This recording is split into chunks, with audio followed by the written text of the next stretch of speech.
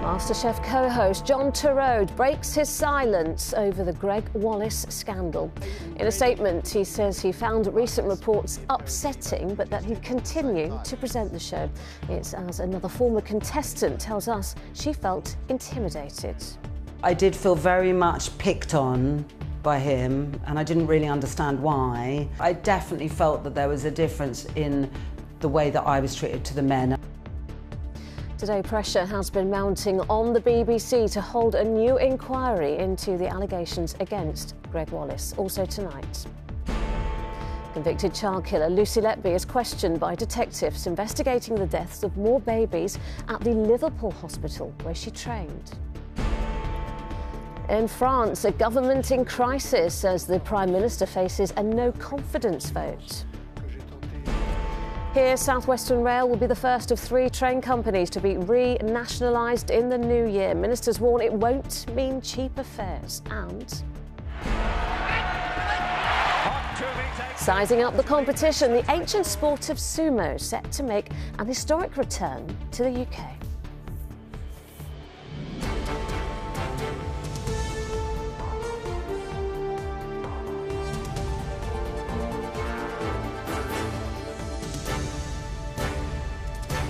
This is the ITV Evening News with Lucrezia Millarini. Good evening. The co-host of MasterChef, John Turode, broke his silence today on the Greg Wallace scandal that has engulfed the show and the BBC. In a statement on social media, he said he loves being on the programme and wants to continue being a part of it. But he didn't address the allegations surrounding his presenting partner of 20 years. He only said that he found recent reports truly upsetting. Well, it came as a senior Labour MP told ITV News that the BBC should hold its own investigation into the allegations. What it knew and when. Garrett Vincent has the latest. Martha, your pasta's really good. It's rolled out thin enough. Cookery programmes with a dash of reality TV have been a staple of the schedules for a generation. Got fruity tomato in your sauce. And tonight, one half of one of that format's most successful double acts has spoken out. Your pasta, Elizabeth, is French in flavour. About the misconduct allegations which have engulfed his on-screen partner. I love my job and I love MasterChef, says John Turode. I love being part of it and will continue to be part of it. He continues, the thought of anyone who has appeared on our show not having a brilliant experience is awful to hear, and I have found the recent press reports truly upsetting. 3 hours, 3 courses, 1 champion. Turode says he can say no more about the allegations of inappropriate behaviour made against Greg Wallace, while an investigation by the company which makes the show is carried out. Those allegations now include groping, as well as making sexualised jokes and comments. Meanwhile, ITV News has spoken to a woman who appeared in the first series of MasterChef to be presented by the duo, who told us that while she never suffered sexual harassment, her time on the show was much less than brilliant. I definitely felt that there was a difference in the way that I was treated to the men. I didn't expect to be kind of in a really unpleasant environment. And I did get through to the second day, and then I got knocked out, and my biggest feeling was an absolute sense of relief that I didn't have to be in that environment anymore, because it just felt like just a really nasty place to be. I've got a little fine crust on the top of my In the cod. circumstances, the BBC says it's decided to pull the MasterChef Christmas specials from the schedule. Not enough, one MP told us tonight. BBC, I feel, is not just another broadcaster. It's almost like the NHS. I feel people expect the very highest standards from it. They expect those standards to be adhered to. And if it falls short, for action to occur, a proper, thorough, independent investigation needs to happen. Lawyers for Greg Wallace have described allegations that he engages in behaviour of a sexually harassing nature as entirely false. Geraint, Rupert Huck, they're not the only MP calling for the BBC to conduct its own investigation into these allegations. Do you think they will? Well, this may be an unfashionable view, Lucrezia, but at this stage in this matter, I think it's possible to have some sympathy with BBC executives. Greg Wallace is not an employee of the BBC. He is contracted to television production companies which make shows in which he appears, which are then sold to the BBC. When these allegations first surfaced, the BBC said in a statement, where an individual is contracted directly by an external production company, we share any complaints with that company and support them while they're addressed. Now, since then, the BBC has said not very much. It's been reported that complaints were made to the BBC about Mr Wallace's behaviour as long ago as 2017. It's been reported that the BBC warned him that that behaviour was unacceptable shortly after that. But there's been no official statement from the BBC clarifying what action they took, when they took it, and whether or not it was followed up on. And the danger is that the impression grows again that the BBC is a place where bad behaviour by big stars is tolerated, indulged and ignored until allegations are made which go into the public domain. So an investigation or review of its own may be a course of action that the BBC is eventually forced into to try and counter that impression. All right, Geraint, thank you. Next this evening, the lawyer for serial killer Lucy Letby insists she still maintains her innocence after it emerged the former nurse had been questioned under caution over more suspicious baby deaths. She was questioned over unexpected deaths and collapses of infants at the Countess of Chester Hospital and for the first time at Liverpool Women's Hospital, where she trained as a student. Last month, the senior paediatrician told the public inquiry into Letby's murders and attempted murders that it is likely she carried out more attacks. Here's our North of England reporter, Amy Welch. She's already serving 15 whole life sentences for killing and harming babies in her care. How is it? Yeah. And now 6 years after police first knocked on the front door of serial killer Lucy Letby, she's faced questions from behind bars over whether she killed even more at a second hospital. Cheshire Police confirming that following agreement, Lucy Letby has recently been interviewed in prison under caution in relation to the ongoing investigation into baby deaths and non-fatal collapses at the Countess of Chester Hospital and the Liverpool Women's Hospital. Lucy Letby was a student when she carried out placements at Liverpool Women's Hospital between October and December 2012 and January and February 2015. And the public inquiry into her crimes has heard how during those times babies' breathing tubes were dislodged at an unusually high rate. An audit carried out by Liverpool Women's Hospital recorded that whilst Lucy Letby was working there, dislodgement of endotracheal tubes occurred in 40% of shifts that she worked. One may wonder why. Meanwhile, one senior doctor who raised the alarm about Lucy Letby told the inquiry he believed she'd been killing for some time. It's likely that Letby didn't start becoming a killer in June 2015 or didn't start harming babies in June 15. So when did she start? The lawyer appealing her current convictions for harming 7 babies and killing 7 more says she's innocent. I'd be very surprised that if there would be more charges. Look, they're serious allegations, they had to be acted upon. She was voluntarily asked to attend an interview, which she voluntarily did. She was never arrested and she has not been charged. But with the medical records of 4,000 babies currently under examination, the police investigation is far from over. Amy Welch, ITV News, Liverpool. Scotland's Finance Secretary has set out plans to scrap the 2-child limit on child benefit, give more money to the NHS and councils and make no changes to income tax in her budget. Shona Robertson says it will give Scots hope for the future, but opponents say it's not enough and it's just more of the same. Here's our Scotland correspondent Peter Smith on the pledges. Zoom, zoom, zoom.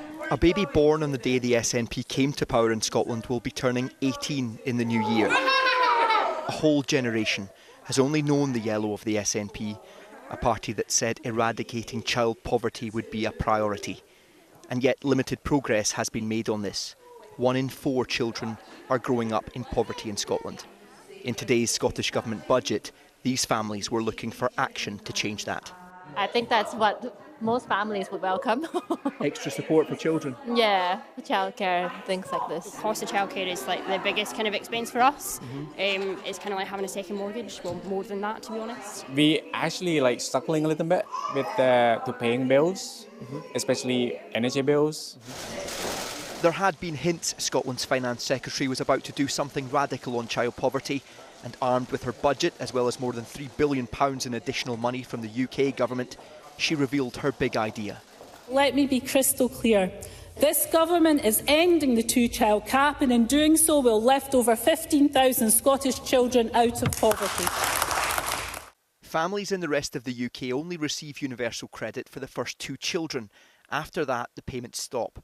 But this announcement would mean all eligible families in Scotland will receive that benefit per child, no matter how many children they have. On top of that, they'll still receive the additional Scottish Child Payment of about £27 per week.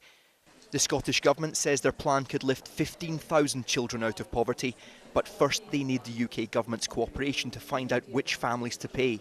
Well, we don't hold the data on the families. That's held by the Department of Work and Pensions. So we need to have that data shared. For 17 years you have thrown resources and money at trying to eradicate child poverty. You've barely made a dent. The progress has been extremely limited. What makes you think this is going to be any different? Well, I think on the last comparison, I think levels of child poverty in Scotland were about 6 or 7% lower here in Scotland than they are in the rest of the UK. Now, when you think They're about almost exactly the same as they were when you said it was going to be a priority. When you think about all the welfare changes and austerity for 14 years, that has impacted on our poorest families the most. So we don't hold all the levers here. The Scottish Government has set out its stall. But the SNP runs a minority administration, and they're now in the market for a budget partner. So begins the haggling with opposition, picking and choosing concessions before a final vote to get it through in Holyrood in February. Peter, lifting the 2-child benefit cap will be popular, but how's the Scottish Government going to pay for it? Well, it's been billed by the Scottish Government as a budget for the Scottish people. The truth, of course, is that a significant portion of it is being paid for by the UK Government. Consequentials after the recent UK budget meant about an additional £3.4 billion has been sent to Holyrood. But the question, of course, is once you've got money, is how do you use it? And the Scottish Government is saying this is about priorities. Just last week, they mitigated the cuts to the winter fuel allowance for pensioners. Today, we're seeing them reaching out to try and support the poorest families and children in poverty. So there will be families in the rest of the UK saying, well, what about our pensioners, our poorest and our children? Why aren't the UK government stepping in to support them? So there is also an interesting element to this, that if this comes into effect, if the Scottish Government can get this budget through in February, the scrapping of the 2-child cap would come into effect about a month before the 2026 Scottish election. Now, heaven forbid anyone would accuse Scottish politicians of playing politics, but if it does help those in need, some of the most vulnerable people in society, then who's complaining? All right, Peter in Edinburgh, thank you. To the US now, where a manhunt is underway in New York after the boss of a major US healthcare company was shot dead at a hotel. Brian Thompson, who was CEO of United Healthcare, was attacked at the Hilton this morning. Authorities say it appears to have been a targeted shooting. Our US correspondent, Dan Rivers, is in New York for us. And Dan, what have police there said?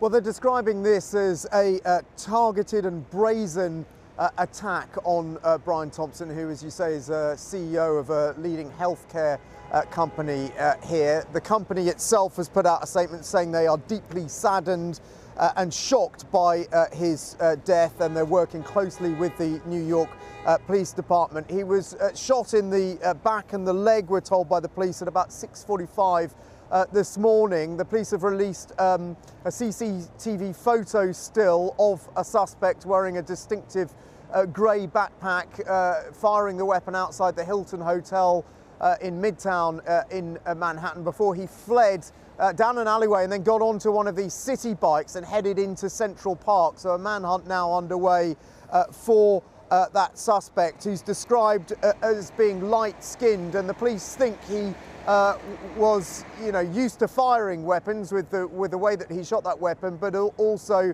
they think that he lay in wait for Mr. Thompson for some 10 minutes, picking him out from other members of the public and specifically targeting him. OK, Dan in New York, thank you.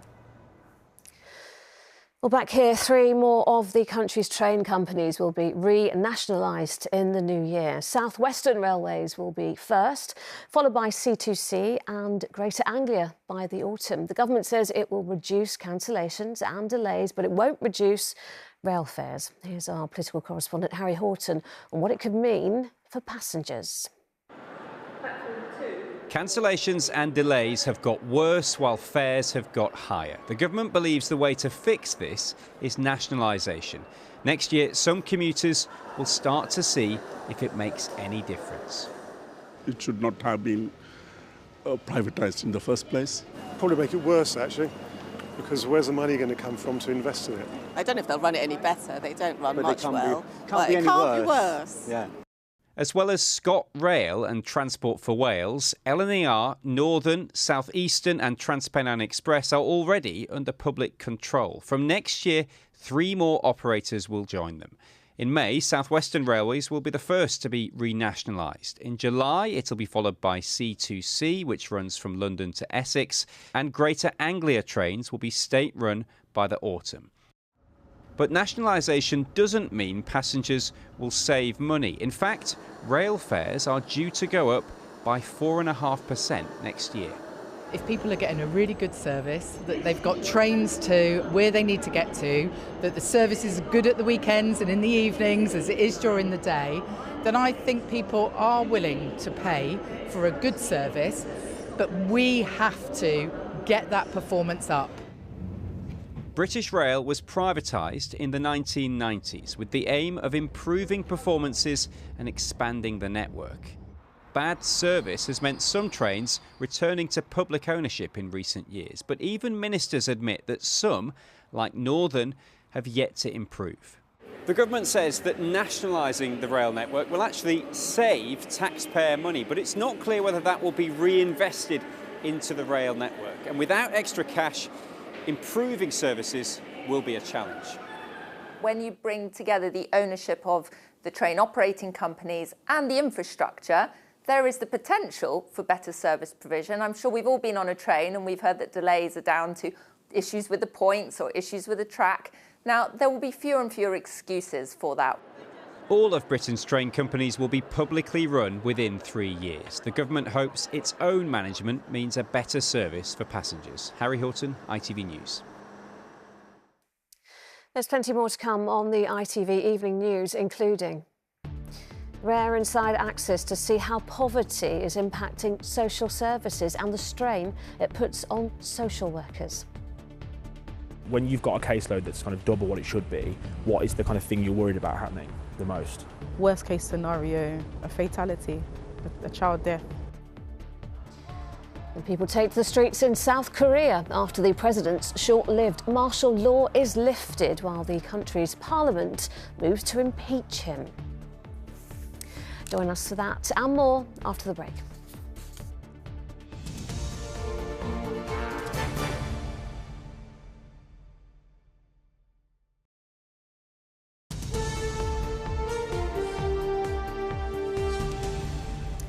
Hello and welcome back. South Korea's president is refusing to stand down after his attempt to impose martial law on his country ended in humiliation and anger. Opposition parties have submitted an impeachment notice against President Yoon Suk-yeol, saying it was a clear violation of the country's constitution. From Seoul, here's our Asia correspondent, Debbie Edward. Having defeated their president's attempt to impose martial law, protesters gathered on the steps of the South Korean parliament had 2 more demands for Yoon Suk-yeol: to resign and for him to be arrested. Many had witnessed military vehicles and soldiers suddenly appear in the centre of Seoul, threatening to destroy their democracy. Holding candles as a symbol of prayer and thanks, some were still in shock. Kim Song-gun experienced the last military rule in 1980. He said his heart sank when he thought he might have to go through that again. Baek La-hee told me she feels terrible that people voted for a man who led to such turmoil. At 10:30 on Tuesday night, President Yoon stunned the nation, announcing martial law. The army and columns of armoured cars were sent in to disperse demonstrations, but several brave people stood their ground, and one politician showed her anger at the presence of military arms. 6 hours later, the president was forced into a humiliating U-turn. Opposition parties have now moved to impeach him for an attempted coup d'etat.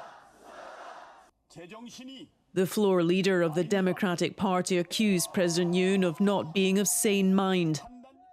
Yoon was already losing the public's support. His desperate bid to keep a grip on power has brought thousands onto the streets to force his resignation. There is a sense of embarrassment among some South Koreans about how this makes them look on the global stage.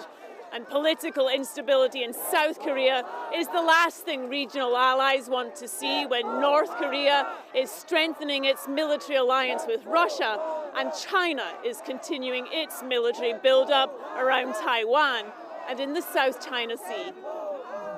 President Yoon was a leader focused on improving South Korea's international relations.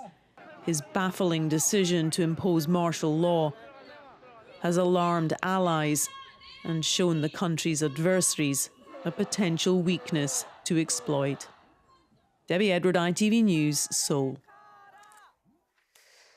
An Israeli strike on a camp housing displaced people in the Gaza Strip has killed at least 21 people, according to Palestinian hospital officials. They say 28 other people were wounded. The Israeli military said its aircraft struck senior Hamas militants in the area. Earlier strikes on central Gaza killed 8 people, including 4 children. And the National Crime Agency has exposed a multi-billion-pound Russian money laundering network. 84 people have been arrested in the last 3 years, with over £20 million seized. The network, linked to drugs, ransomware and espionage, has supported organised crime around the world. Here, the Education Secretary has announced a multi-million-pound boost for schools who care for pupils with special educational needs and disabilities in England. The £740 million will go towards adapting classrooms and creating specialist facilities. Now, Deputy Political Editor Anushka Ostana is in Westminster for us this evening. Anushka, this is something schools have been calling for, but is it going to be enough? Well, look, I've been talking to experts today, people like Paul Whiteman from the National Association of Head Teachers, people at the County Councils Network and the Local Government Association. And the answer is no, it is not enough. But they are happy about this. They do think it is a welcome start, particularly the fact that the money is going to mainstream schools to improve their provision for SEND children. Now, the reason this is needed is because it is not an exaggeration to say that the entire system is in crisis. A National Audit Office report recently basically laid bare the state of the situation, and our own investigations have shown the same thing. I've spoken to parents. Heartbreaking stories they've told me about trying to navigate a system where a mainstream school does not provide for their child, but they have to fight with lawyers to get into a special school. On the other side of the fence, councils tell me financially they are on their knees. We showed that there were deficits across England on SEND worth £4 billion. Councils said to us they would go bankrupt overnight if it wasn't for an accounting fudge that the government is allowing them to do. So this is very much needed. People believe that the money is needed in the mainstream sector to get people to keep those SEND children in mainstream schools. But no, it's not enough. £740 million might sound a lot, but there are over 24,000 schools in England. If you spread it evenly, officials would say we're not going to do that. But if you did, it's £30,000 per school. It needs much more than that. And that's why people are saying what this needs is an entire overhaul. This is a good start. All right, Anushka in Westminster, thank you. And Anushka joined Robert Peston and Tom Bradby for this week's Talking Politics, where they discussed whether the world's richest man, Elon Musk, is really going to give $100 million to Nigel Farage's party. If he did give that amount, it would blow any other donation that has ever been given in British politics out of the water. When individuals accumulate fortunes on this scale, it distorts politics, it distorts democracy, because they have power beyond anything that we've actually experienced from wealthy people since the late 19th century. And, you know, we've been sleepwalking into a world in which, you know, Elon Musk could have, if he wanted to, through reform, the most extraordinary impact on British politics. Well, you can watch the full episode now on YouTube and ITVX, or listen by searching Talking Politics on your podcast platform of choice. You're watching the ITV Evening News. It is just before 7 o'clock. Here's what's still ahead. This is what I think of you. Crying over spilt milk, why customers are boycotting products and pouring milk down the drain in protest over the use of a new food additive.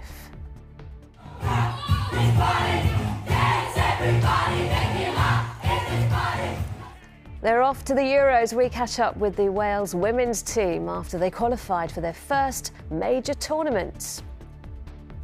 It doesn't look like it here in London. Look at him. Sumo wrestling is set to return to the UK for the first time in over 30 years. And the weather is about to turn much more unsettled as we head through the next few days with heavy rain and strong winds. I have the latest on the warnings in the full forecast later in the programme.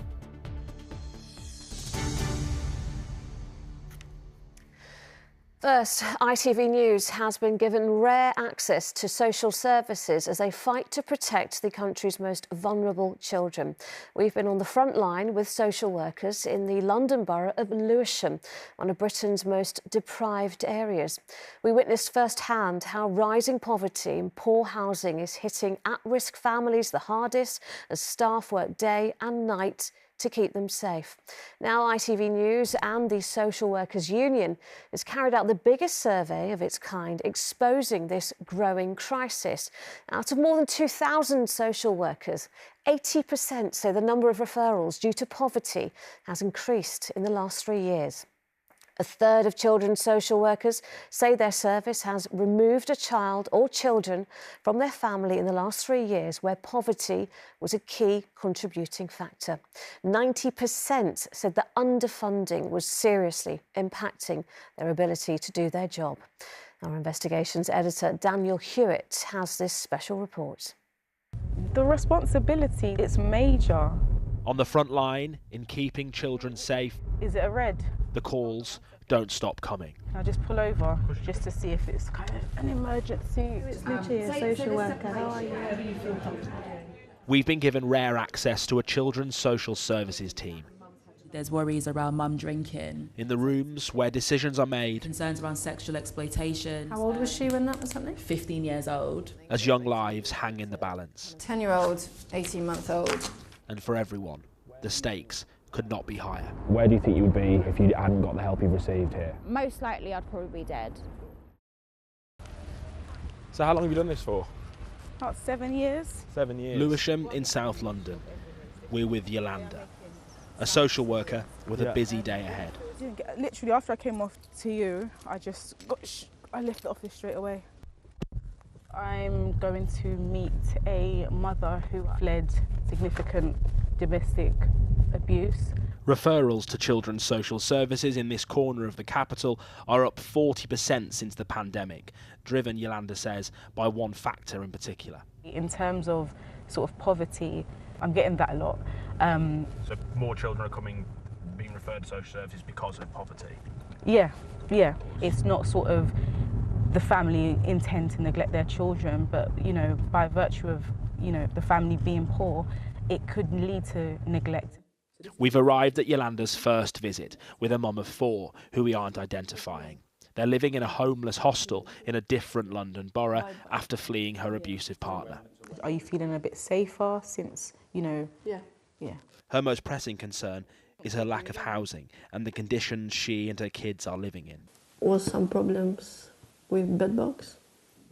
She shows us pictures of the severe skin conditions her young children have developed living in a shared hostel. Despite going to her doctor and help from Yolanda, she's been told her best hope of a home could be to move 2 hours away. I don't know, nobody there, even the kids, to go or to change school and everything is start from zero. For Yolanda, this referral is typically complicated, but the challenge is juggling so much complexity. Not long after the pandemic, she almost quit the profession. Burnout, I feel like it's almost part and parcel of the role. I was case holding about 32 children at that time. What ideally would you have? Ideally, about 15. Wow, okay. When you've got a caseload that's kind of double what it should be, what is the kind of thing you're worried about happening? Worst case scenario, a fatality, a child death. That's on every social worker's mind. That's something we're constantly carrying. Poverty, health, housing, all of life's crises crisscross their way into this building. Because we're sending the message now. Social services here handle more than 4,000 referrals every year. You all right? Yeah, I'm good, thank you. Yaz was referred when she was pregnant. Good. And little one, how is he doing? Yeah, he's good. He's hectic, full of energy. She was a drug addict who has spent almost her entire life on the radar of social services. I was a very unhappy child. Physical abuse, mental abuse, that kind of thing. I started smoking cigarettes at 9, started smoking cannabis at 10, started taking amphetamines when I was 13. I come close to dying a good few times. Yaz had 2 children by her ex-partner in a different area of the country, but were permanently removed from her and adopted. She then became pregnant with her 3rd child, but was moved to Lewisham, where social services took a different approach. So they paid for me to go to rehab. It's the only mother and baby rehab in the country that you can detox while your baby's in your care. Obviously, they've got the support there to help you. I got chances that people in my shoes don't normally get. Do you know what I mean? It was less than 3 years after losing my other children to adoption that I found out I was pregnant with him. Although obviously, it breaks my heart that I haven't got my older children with me. I know they've got a good life now. I told you we would get you there. I know. Today, Yaz had her final meeting with social services. Her case has now been closed. I'm so proud of you. Thank you. She was part of a pilot programme.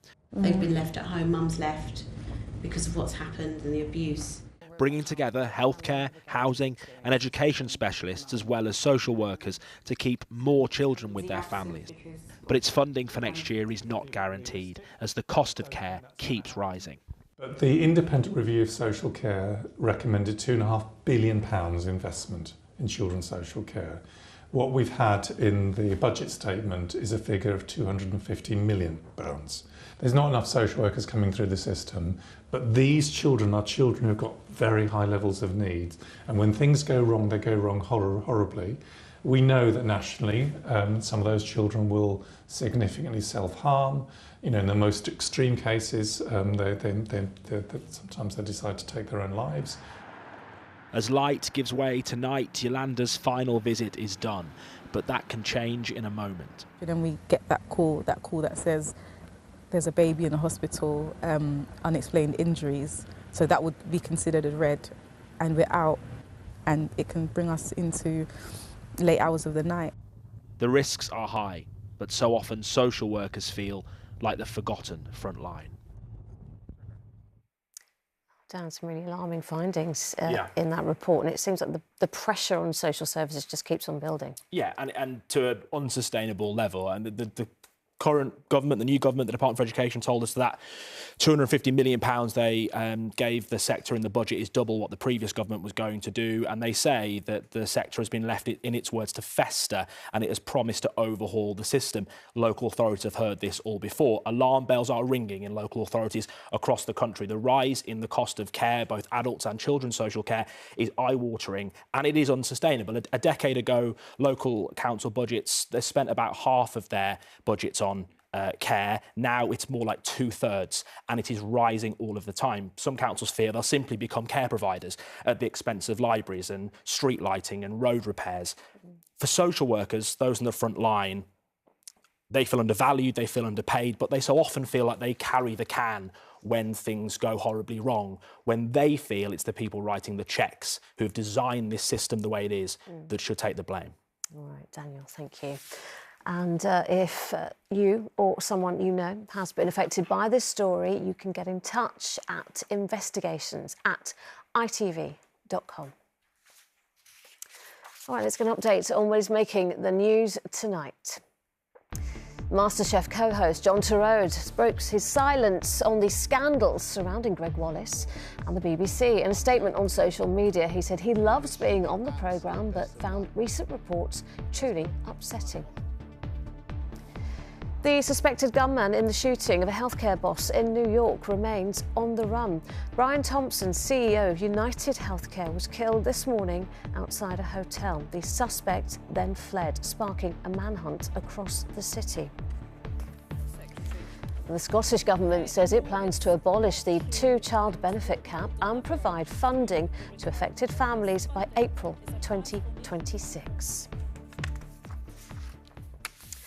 Now, the French government is on the verge of collapse tonight after two major political parties called a no-confidence vote in Prime Minister Michel Barnier.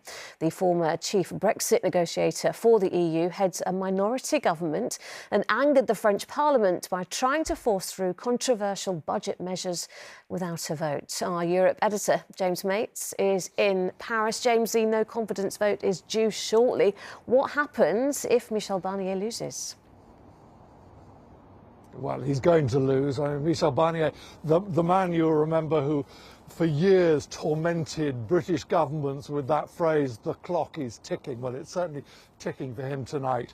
We will get a result in a few minutes, which he's almost bound to lose, and his 3-month prime ministership will abruptly end, making him the shortest in the history of the Fifth Republic. I mean, in fairness to him, he was brought in to do an impossible job, which was to try and bring the French budget under control, stop it borrowing so much and spending so much. He introduced an austerity budget with 60 billion euros worth of cuts. And it was at that point that Marine Le Pen and her far-right group, on whose support he was relying, pulled the rug from under him, and from that moment on, he was basically done for.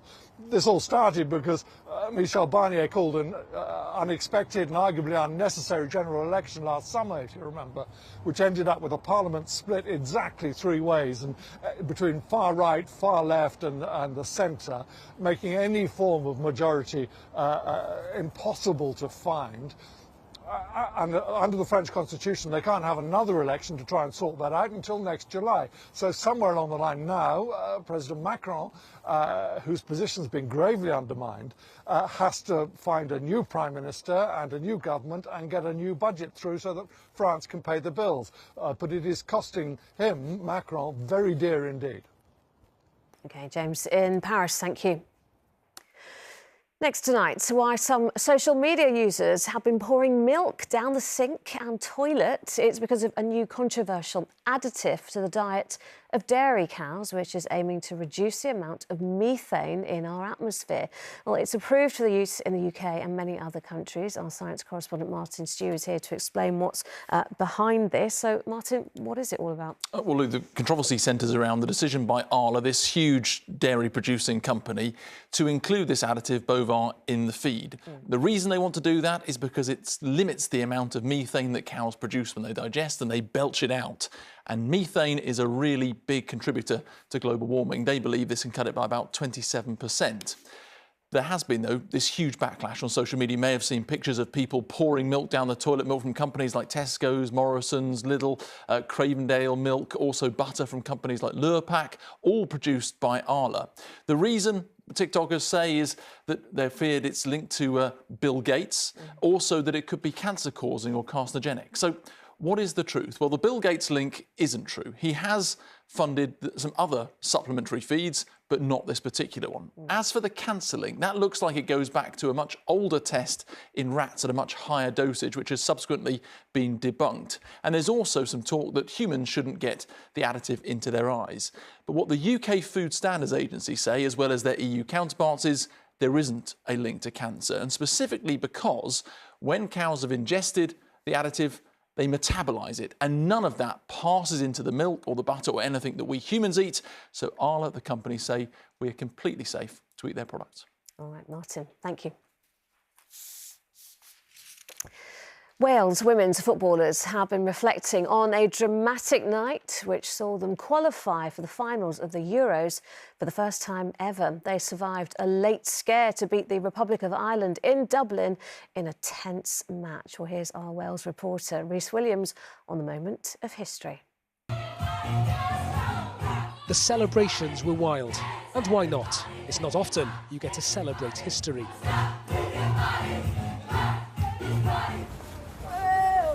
This morning, the voices were a little more hoarse as the players, strong coffees in hand of course, made their way home. There's obviously some sore heads this morning. We obviously had a good night last night, and yeah, just amazing to spend that time with family and friends and celebrate the achievement. It's exactly what dreams are made of, and you can never quite understand just how good it feels until it's happening. A second-half penalty and a pinpoint finish from Carrie Jones were enough to stun the Republic of Ireland in Dublin last night. Wales are 2-0 up. Under pressure late in the game, the Dragons clung on to clinch what was, without doubt, the most significant win in their history. And we've now put women's football in front of everyone's eyes, and it's not for comparison's sake, it's for opportunity's sake. And there were plenty of eyes on Wales's heroics last night. It was all the girls' football team at Ysgol Coed y Gof in Cardiff could talk about. How excited are you to watch the Wales team in the Euros? Very excited. I'm really hoping that we can get past the men's team from last time they were in the Euros. I'm quite proud that a small country like Wales are able to do such a big step. Wales has made a very big step for Welsh girls. The future's bright for women's football in Wales, but that's only possible thanks to the trailblazers of the past. In particular, Prestatyn Ladies Football Club, who defied societal expectations and Football Association bans to become one of the leading sides in the 1970s. We all paved the way, started the ball rolling, and we're all so absolutely chuffed to bits tonight, yeah.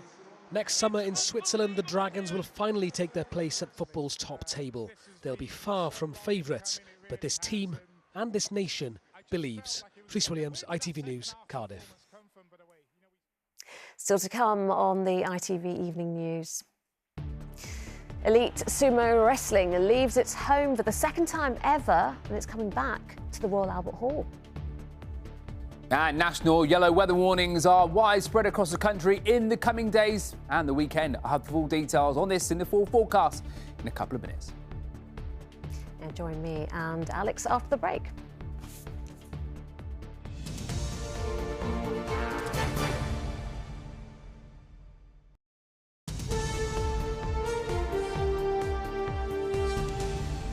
All right, time for the weather now. Alex is here. Alex, some weather warnings for all of England and Wales this weekend. Yes, the second half of this week is going downhill. And as you may have heard, there are several weather warnings that have been issued as we head through the next few days. In fact, we've got one in place at the moment, and that is for strong winds up across the Western Isles and the far north of Scotland.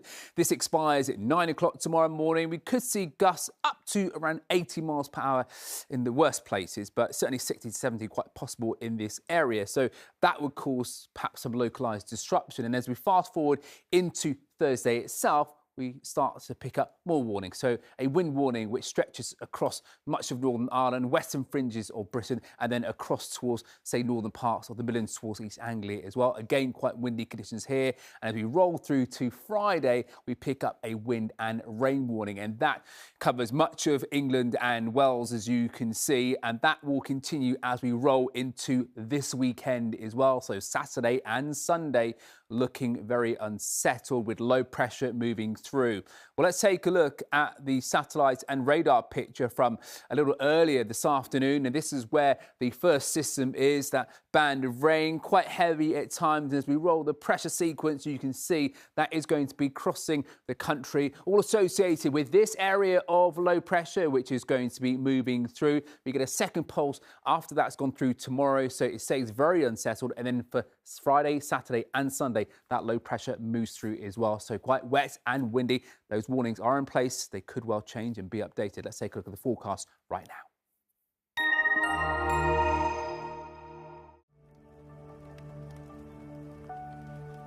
Visibility may be low this evening as the cold weather hits. Heinz Soups sponsors ITV National Weather. Well, after the stormy conditions have passed through, we are going to see colder conditions beginning to dig in. Let's take a look actually at the air mass chart as we run that over the next few days. You can see the mild air gets squeezed out with the low pressure, and then we start to pick up a northerly flow, and that will really drag our temperatures down as we move into Sunday and next week. So you've been warned, it is going to be quite chilly, back to perhaps some widespread frost, icy conditions, and also some wintry showers. But that is a bit of a way off. Let's digest what we are going to be experiencing as we head through this evening. This band of rain is going to sweep its way eastwards across most parts of the British Isles. As you can see behind it, there will be a bit of a clearance, but it won't be long before we see the second pulse of rain starting to push in. Notice also nighttime temperatures pretty mild in double digits, particularly in the south. So not too chilly a start to the day tomorrow. There will be a bit of dryness around, but you can see as we roll into the afternoon, particularly across northern parts, we are going to see this second pulse of rain moving through. Again, it could be quite heavy. Winds also picking up as well. Remember, we've got those wind warnings in place. Keep a watchful eye on the forecast. As I say, they could be updated. Temperatures tomorrow afternoon up to maybe 14, 15 degrees Celsius. So pretty mild for this time in December. That all clears through later on Thursday. Friday, we're going to see colder air digging in temporarily, but you can see waiting in the wings. This is the weather for the weekend. So Friday, Saturday and Sunday, that is going to roll through, producing wet and windy conditions. As I say, those warnings could be updated. There could be more in place. Heinz Soups sponsors ITV National Weather. So all to play for at the moment, but of course we'll keep everybody updated on ITV News right here as we head through the coming hours and also the next few days. All right, Alex, thank you. And finally tonight, the long-awaited return of sumo wrestling to the UK in a very special honour. To mark the centenary of Japan's Sumo Association, a professional event will be held at the Royal Albert Hall next year. It's only the second time such a bout was held outside of Japan in the sport's ancient history. And the first time was also at the Albert Hall in 1991. Well, here's Sam Holder on the return of the rikishi. To the casual observer, sumo wrestling might look like two large men trying to push each other out of a ring. Well, they're not wrong, but sumo is also a sport steeped in religion and history. Wrestlers must demonstrate surprising suppleness. For only the second time in 1,500 years, a grand tournament will be held outside of Japan. And just like the first time in 1991, the location is the Royal Albert Hall in London.